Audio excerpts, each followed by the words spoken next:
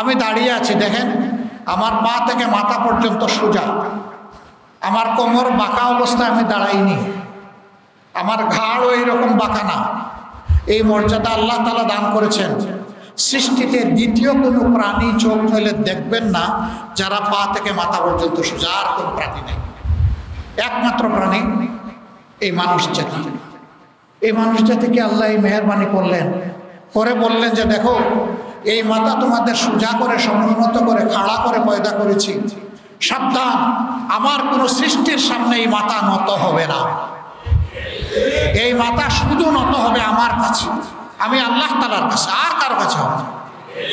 আল্লাহ তাআলা এতটুকু তার বান্দার কাছ থেকে চান যে আমরা যেন বিনয়ী হয়ে মাথা নত করে আল্লাহ তাআলার কাছে চলি। কিন্তু আল্লাহ তাআলা এটাও চান আল্লাহ ছাড়া বাকি সবার সামনে যেন আমরা বুক ফুলে চলতে পারি। অথচ আশ্চর্য, আজকে দুনিয়ার মুসলমানদের কি অবস্থা দেখেন। আমরা তো কোথাও বুক ফুলে মাথা সোজা করে দাঁড়াতে পারছি না। এটার ওই কারণ যে আয়াতটা বললাম, আমরা কিতাবকে আমাদের পছন্দ মতো কিছু ধরেছি আর কিছু ছেড়ে দিয়েছি। বাংলাদেশ 90% মুসলমানের দেশ। এই দেশে কি একটু শান্তি এবং সম্মানের আমাদের প্রয়োজন নাই? একটু নিরাপত্তা আমাদের দরকার নাই? আমাদের যুবকদের জন্য একটা উজ্জ্বল ভবিষ্যতের প্রয়োজন নেই?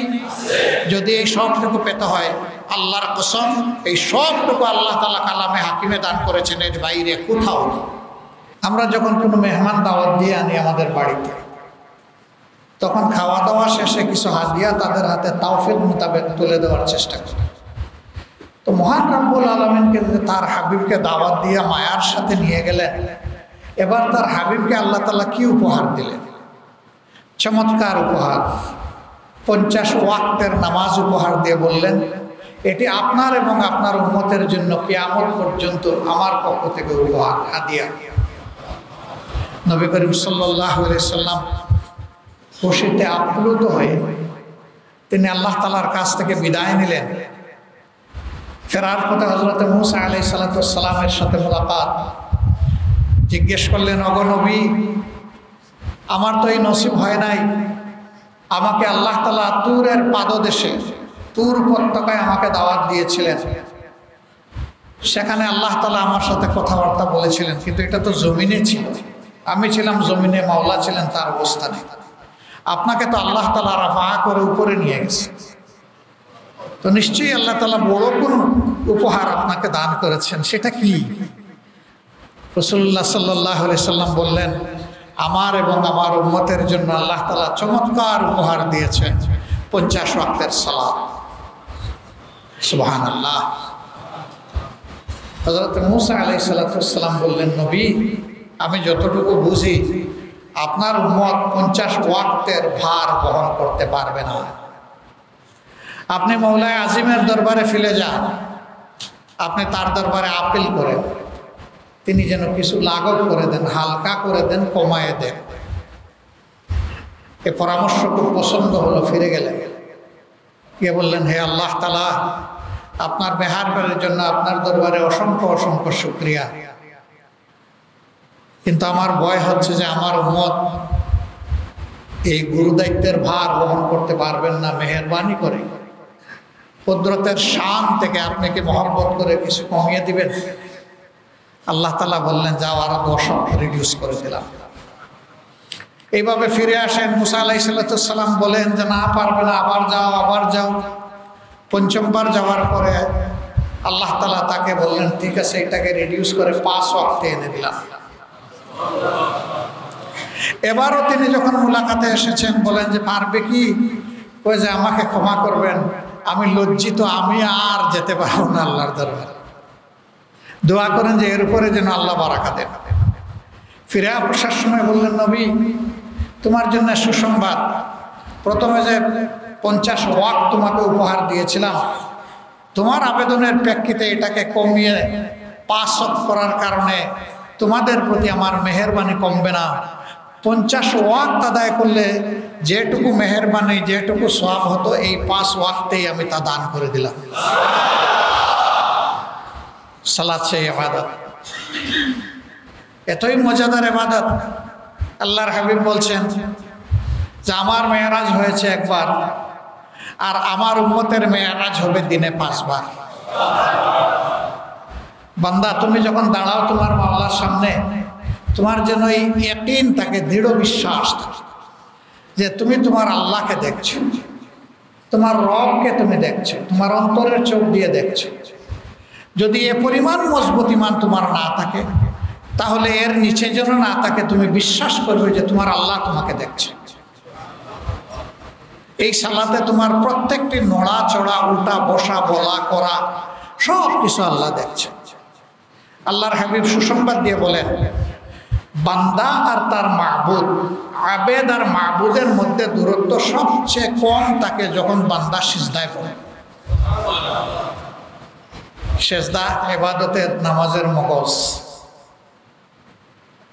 এই সেজদাতে গিয়ে আল্লাহ তাআলার মহত্ব, বড়ত্ব আমরা প্রকাশ করছি। বিশেষ করে নফল সালাতের সিজদায় মন ভরে আল্লাহ তাআলাকে আপনার সকল প্রয়োজনের কথা বলুন।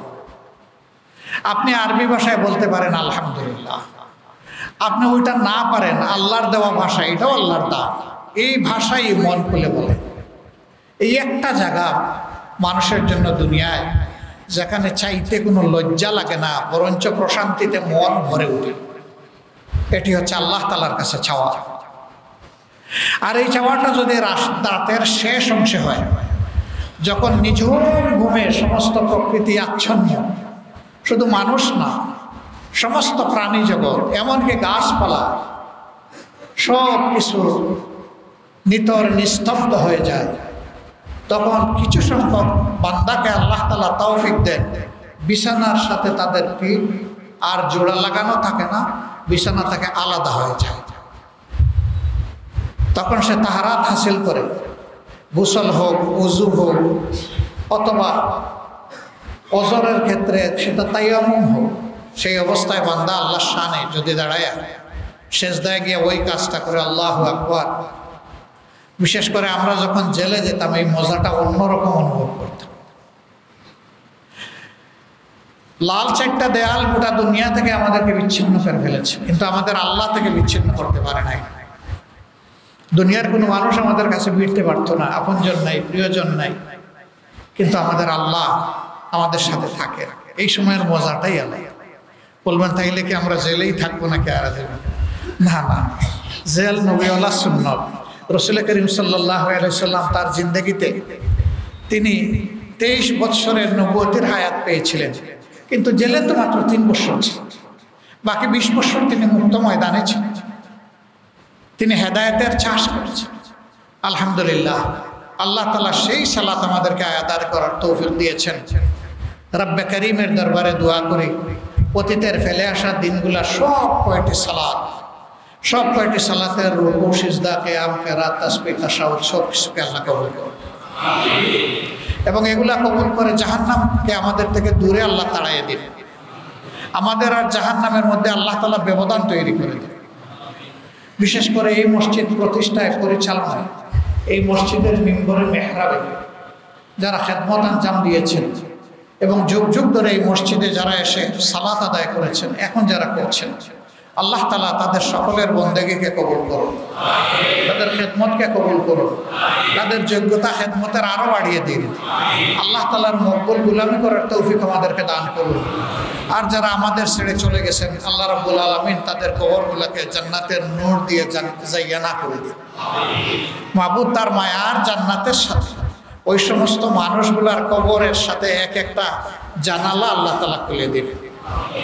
সম্মানিত মুসল্লিয়ানে কেরাম, এই মসজিদে আসলে শান্তির পরশ পাওয়া যায়। আজকে সোমবার না? হ্যাঁ, রবিবার, সোমবার। এইমাত্র 3 দিন আগে জুমাবার গেল। জুমাবারে জুমার সময় 2 রাকাত ফরজ নামাজ আর 2টা ওয়াজিব খুতবা, কিন্তু এই 2টা ওয়াজিব খুতবা এবং 2 রাকাত ফরজ নামাজের সাথে আরও কিছু সালাত আদায় করা এবং বিশেষভাবে ওই দিন খুতবা শোনার জন্য আমরা সবাই চলে আসি। ঘন্টা 1.5 ঘন্টা সময় এখানে থাকি। নামাজের প্রথম সারিতে যদি একটা শিশু এসে বসে যায় 10 বৎসরের, 80 বৎসরের কোনো মুরব্বী এসে বলতে পারবেন না, এ শিশু তুমি এখানে কেন, পিছনে যাও, এটা বলতে পারবেন? কারণ এই জায়গায় উঁচু নিচু, এই জায়গায় ছোট বড়, এই জায়গায় অভিজাত গরিব, এর কোনো পার্থক্য নাই। এই মসজিদের আঙ্গিনায় ঢোকার পরে সকলের মনে একই অনুভূতি যে আমরা সবাই সমান, আমরা সবাই আল্লাহর গোলাম। এটাই আমাদের পরিচয়, এটাই আমাদের মর্যাদা। এখানে আভিজাত্য দেখাতে আসেনি, এখানে এসেছি গোলামি করতে।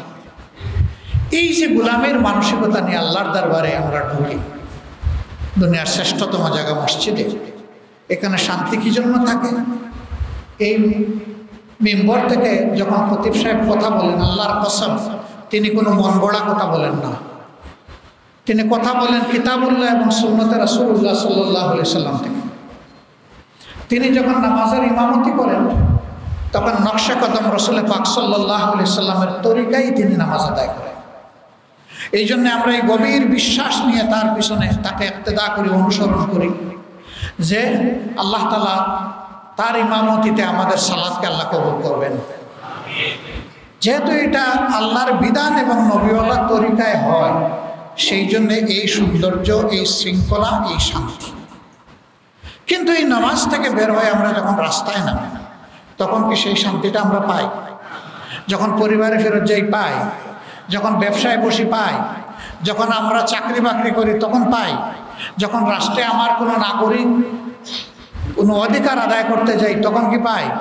পাই না। সর্বত্র আমরা দেখি বিশৃঙ্খলা, অন্যায়, অপরাধ, দুর্নীতি এবং অপমানজনক আচরণের মুখোমুখি মাঝে মধ্যে আমরা হই।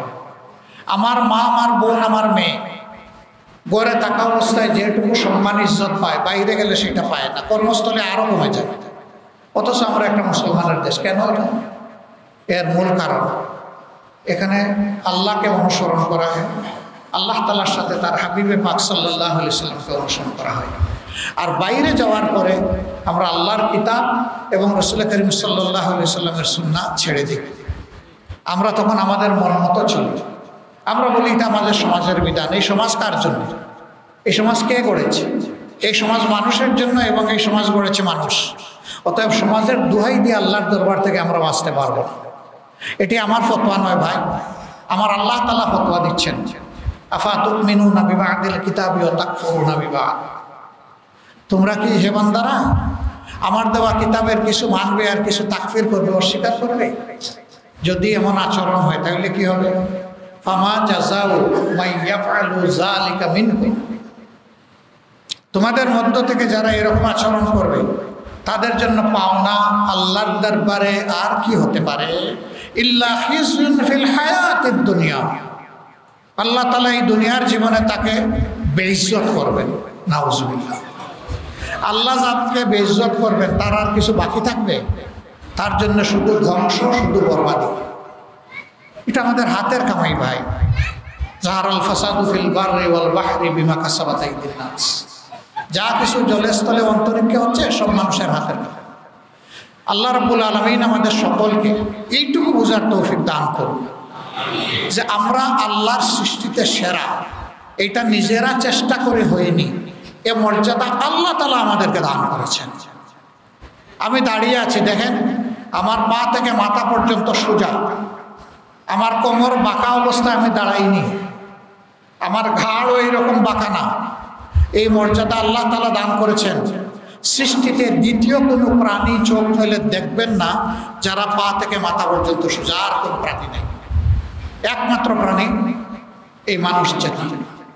এই মানুষ জাতিকে আল্লাহ এই মেহেরবানি করলেন, করে বললেন যে দেখো এই মাথা তোমাদের সোজা করে, সমুন্নত করে, খাড়া করে পয়দা করেছি। সাবধান, আমার কোনো সৃষ্টির সামনে এই মাথা নত হবে না। এই মাথা শুধু নত হবে আমার কাছে, আমি আল্লাহ তাআলার কাছে, আর কারো কাছে হবে না। আল্লাহ তাআলা এতটুকু তার বান্দার কাছ থেকে চান যে আমরা যেন বিনয়ী হয়ে মাথা নত করে আল্লাহ তাআলার কাছে চলি।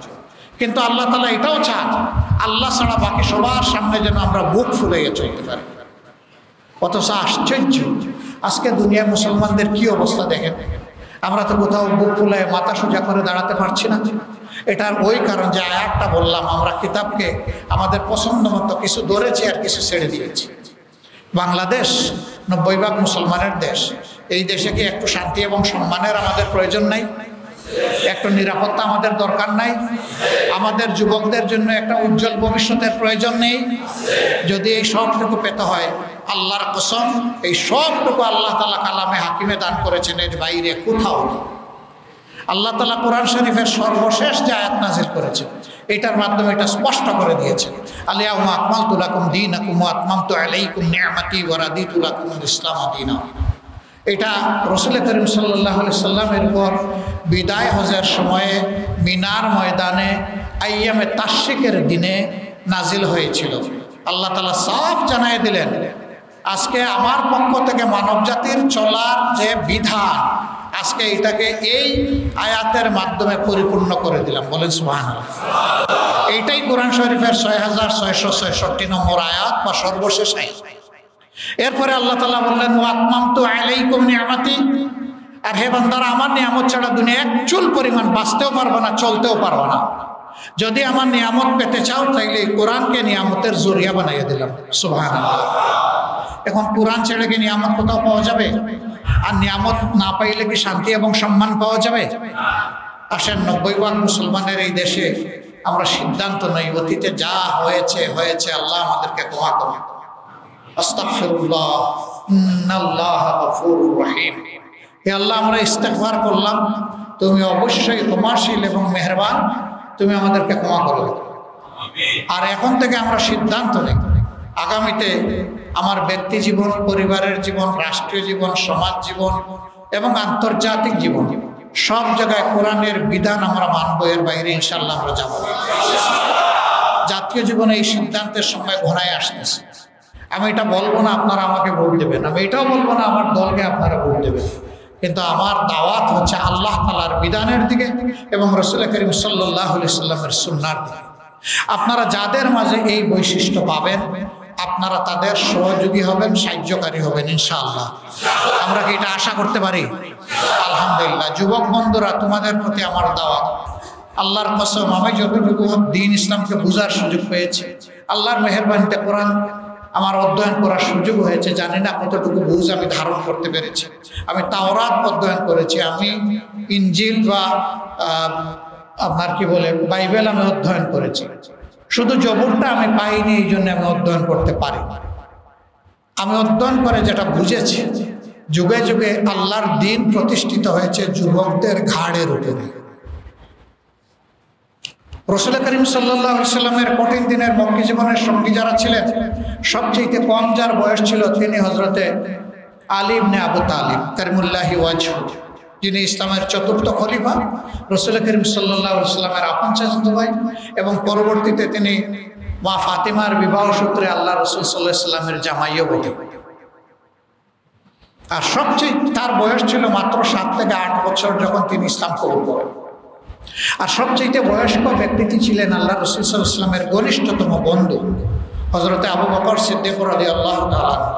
পরবর্তীতে তিনিও বিবাহ সূত্রে মা আয়েশা সিদ্দিকা রাদিয়াল্লাহু তাআলা আনহা উম্মাহাতুল মুসলিমিনের অন্তর্ভুক্ত হওয়ার পরে হযরতে আবু বকর সিদ্দিক হয়ে গেলেন তার শ্বশুর। তার বয়স ছিল 36 বছর। কাজে কঠিন দিনের সহযোদ্ধাদের বয়স ছিল 7 বা 8 বছর থেকে শুরু করে 36 বছরের ভিতরে। এটা পরিষ্কার হয়ে গেল, ইসলাম এসেছে যৌবনের উপরে, ইসলাম এসেছে যুবকদের ঘাড়ে। যুবকরা, আপনারা তৈরি আছেন? এখন মুরব্বীরা কি মন খারাপ করলেন যে আমরা তো ফাইল আউট হয়ে গেলাম, এ তালিকায় তো আমরা নাই? ইয়েস, আমার দৃষ্টিতে যুবক ওই ব্যক্তি যার কল্প যোগ, যে সামনে বাধার পাহাড় দেখে ভয় পায় না, বরঞ্চ পাহাড় ডিঙ্গে যায়, আল্লাহর উপর তাওয়াক্কুল করে। আমি রব্বে কারিমের দরবারে দোয়া করি আমাকে এবং বয়স্ক সমস্ত মানুষগুলোকে আল্লাহ যেন যৌবনের তাকত দান করে। 2 দিনের জন্য আমরা বুড়া বুড়া ভাব নিয়ে দুনিয়া থেকে বিদায় নিতে চাই না। আল্লাহ তাআলা জান্নাতে যাদেরকে দিবেন তাদের সকলকে যৌবনের নিয়ামত দিয়ে তাদেরকে ঢুকাবেন। ওখানে কোনো বৃদ্ধ মানুষ থাকবে না। বৃদ্ধ হয়ে মারা গেলেও আল্লাহ যুবক করে সেখানে ঢুকাবেন। তো সেই অনন্ত জীবনে আল্লাহ যদি যৌবনের নিয়ামত আমাদেরকে মেহেরবানি করে দান করেন, তাহলে দুনিয়ার জীবনে কয়দিনের জন্য বুড়া হইয়া কোনো লাভ আছে না? সব বয়স্ক মানুষেরা নিয়ত করেন, যতদিন আল্লাহ হায়াত দেবেন আপনার কল্প যেন যৌবনের শক্তিতে বলিয়ান করে দেবেন আল্লাহ। এবং এটি সম্ভব। দুনিয়া এই ধরনের ঘটনা একটা নয়, দুইটা নয়, বহু পরিমাণে আছে। আমরা যুবকদেরকে আশ্বস্ত করছি, বয়সে যারা যুবক, ইনশাআল্লাহ মানুষের কল্যাণে, আল্লাহর দিনের জন্য আমরা সমান তালে তোমাদের সাথে থেকেই লড়াই করবো এবং আল্লাহর দিন যতদিন পর্যন্ত পরিপূর্ণভাবে কায়েম না হবে জমিনের উপরে, যা আল্লাহ চান, ততদিন পর্যন্ত আমাদের এই লড়াই চলতেই থাকবে। আমরা থামবো না ইনশাআল্লাহ। আমরা অনন্ত যাত্রার দিকে, সফরের দিকে এগিয়ে যাব ইনশাআল্লাহ। হাতে হাত ধরে এই কয়েকজন মানুষকে এই দেশ পাল্টায় ফেলতে পারবো, কিন্তু এখান থেকে শুরু হবে।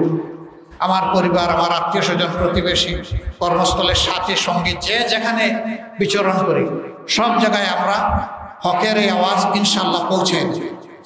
আমরা রাজি আছি। আল্লাহ তাআলার হাবিব বলেছেন, বাল্লিগু আন্নী ওয়ালাউ আয়া।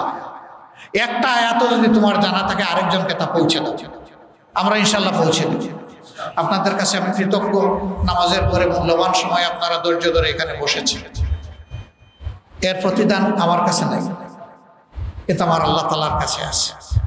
আল্লাহ তাআলার দরবারে দোয়া করি, এই ধৈর্য ধরে বসা এবং শোনা, সহযোগিতা করা, ক্ষেত্র বিশেষে আশ্বস্ত করা, বিভিন্ন কথার সমর্থন জানানো, এই সব কিছুকে আল্লাহ যেন কবুল করেন এবং আল্লাহ যেন এর বিনিময়ে দুনিয়া আখিরাত দুই জায়গায় আপনাদের সকলকে সম্মানিত করেন।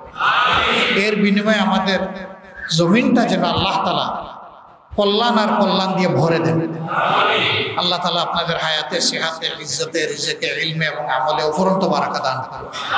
সুবহানাকাল্লাহুম্মা বিহামদিকা আশহাদু আল্লা ইলাহা ইল্লা আনতা আস্তাগফিরুকা ওয়া আতুবু ইলাইক। আসসালামু আলাইকুম ওয়া রাহমাতুল্লাহি ওয়া বারাকাতুহু।